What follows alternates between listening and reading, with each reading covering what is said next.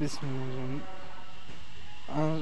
আসলে আমরা যখন কোরআন বিষয়ে কোনো কথা বলি বা কোনো বার্তা দেই, তখন কিন্তু কেউ কেউ মনে করেন যে এটা হয়তো আমাকে আমাকে নিয়েই পার্সোনালি সে তৈরি করলো বা ভিডিওটা এরকম না। এই ভিডিওগুলো আসলে মানে একটা বৃহৎ স্বার্থের উদ্দেশ্যে, এবং যে দেখতে পাবে সে দেখলো, না দেখতে পাইলে সে স্ক্রল করে নিল যে না আমি দেখবো না, সে কি বলে বলুক, সেটা তাদের ব্যাপার। কিন্তু এটা বিশ্বাস করা যাবে না যেটা আমার উদ্দেশ্য। আসলে কোরআন বিষয়ক কথা ম্যাক্সিমাম আমাদের বিরুদ্ধে যাবেই, কারণ ওখানে হক কথা বলা আছে আর আমরা তো হক নাই। এই কারণে আমি হয়তো মনে করতেছি এটা মনে হয় আমার উদ্দেশ্যে, বা ও মনে করতে এটা আসলে মিলে যাবে, অনেকের সাথেই মিলে যাবে, কোনো ব্যক্তি বিশেষের ক্ষেত্রে না। হ্যাঁ, পার্সোনালি হয়তো কিছু জিনিস আপনার সাথে মিলতে পারে, কারণ আপনার মধ্যে যদি বেশি সংখ্যক খারাপ বিষয় থাকে তাহলে আপনার সাথে মিলবে এগুলাই। আর আরেকটা বিষয়, আল্লাহ কিন্তু কোরআনে অনেকগুলো সূরাতে বলছে তোমরা হক প্রতিষ্ঠা করো, হকের উপদেশ দাও এবং ধৈর্য ধারণ করো, তাওয়াক্কুল করো, সবর করো, নিশ্চয়ই তোমরা সফল কাম হবে। এরকম বহু সূরায় বলছে, সূরা আসরে বলছে, তারপর আপনার সূরা দুহাতে বলছে, সূরা আল ইমরানে বলছে, সূরা বাকারায় বলছে। এখন সবচেয়ে মজার বিষয় যেটা, আমরা কোনো কথা আমাদের অ্যাগনেস্টে গেলে আমরা সেটা সংশোধন করি না, যে না রবীন্দ্রনাথ কি বলছে, আমি কোরআনের কথা আজকে নাই বলি, যে সত্য কথা কও মোরে সহজে, সত্য কথা তুমি মোরে কও যে, এবং যে আমার দোষ ধরলো সে আমার বন্ধু। মানে আসলে সত্য কথাটা মেনে নেওয়াটা, যে খারাপ লাগে যে এগুলা বলতেছে, আমাকে হিট মারতেছে, আমাকে ডিরেক্টলি আক্রমণ করতেছে, বিষয়টা এরকম না। এখান থেকে আমি হ্যাঁ জানতে পারলাম, বা আমি আগে থেকেই জানি, আজকে আরও নতুন করে বিষয়টা নতুন আঙ্গিকে জানলাম, তো আমি আস্তে আস্তে নিজেকে শোধরাই, এবং যে আমাকে এই বার্তাটা দিলে তার জন্য আল্লাহর কাছে দোয়া করি, শুকরিয়া আদায় করি আল্লাহর সর্বোপরি।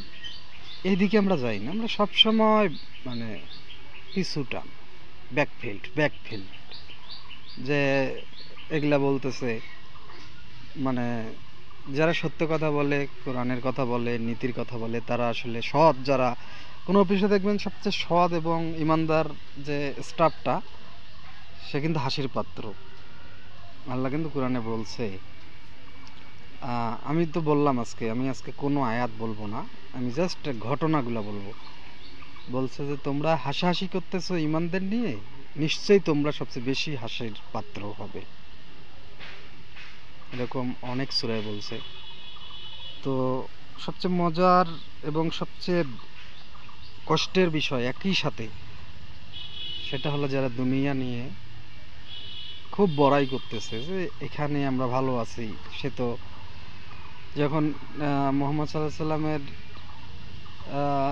যুগে যে কাফেররা মানে ইসলাম গ্রহণ শুরু করলো, তখন অনেকে হাসাহাসি করতেছিল কাফেররা, যে তোমাদের ধর্ম গ্রহণ করতেছে কারা, তোমাদের ধর্ম গ্রহণ করতেছে হীনবল দুর্বলরা, তোমাদের উপাসক আর আমাদের উপাসকের মধ্যে পার্থক্য দেখো, আমরা দেখো কত ভালো আছি। এবং তারা একটা অফার দিছিল মহানবী এবং তার অনুসারীদের, 1 বছর তোমাদের উপাসকের আমরা ইবাদত করব, আর 1 বছর তোমরা আমাদের উপাসকের ইবাদত করবে। তখন মহানবী সাল্লামের জ্ঞাতার্থে এবং তার মাধ্যমে আমাদের জ্ঞাতার্থে আল্লাহ কিন্তু একটা সূরা নাজিল করছিল, যে তোমরা যার উপাসনা করো, উপাসক তোমাদের উপাসক আমার উপাসক না, আমার উপাসকও তোমাদের উপাসক না। আমরা যার উপাসনা করি বা ইবাদত করি, আমাদের ইবাদতকারীর ইবাদত তোমরা করো না, তোমাদেরটা আমরা করি না, এরকম আছে। আমি সূরা বলবো না, এই ভিডিওতে আমি কোনো সূরার উল্লেখই করব না, আমি শুধু ঘটনাটা বললাম। তো এবং সূরার ভিতর থেকেই বলছি অবশ্য, আমি ইন্ডিকেট করে সূরা আয়াত বলবো না ইনশাল্লাহ আজকে। আর আরেকটা বিষয়, এটা একটা বার্তা, এই বার্তাটা হলো জাস্ট একটা, মানে এটা একটা এক্সেপশন ভিডিও, কোনো বিশেষ বিষয় নিয়ে না, সব কিছুর একটু আমি কথা বলবো।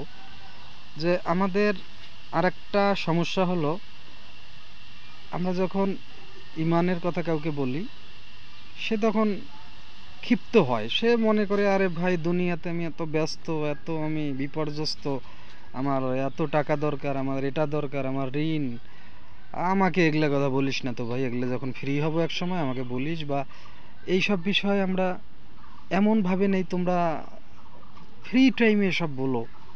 আমাদের যখন সময় হবে আমরা ইবাদত করব, আর ইবাদতের জন্য এখন আমরা এরকম সময় পাচ্ছি না, আমি তো ব্যস্ত, আমি কিভাবে সময় পাবো, আমি ফ্রি আছি, তোমরাই তো দেখতেছো আমি ফ্রি নাই, হ্যান ত্যান এইসব বলি। তো আল্লাহ কিন্তু বলছে আমার পাকড়াও হবে সবচেয়ে বেশি ভয়ানক, এবং আল্লাহ কিন্তু কাহার, আল্লাহর একটা নাম আছে কাহার, মানে প্রচণ্ড রাগী। তো এইভাবেই আমাদের সমাজে যে বিস্তার লাভ করতেছে, আমরা টাকাকে, অর্থবিত্তকে আমরা কিন্তু ভগবান বা স্রষ্টা মনে করতেছি, বা আল্লাহ মনে করতেছি, নাউজুবিল্লাহ।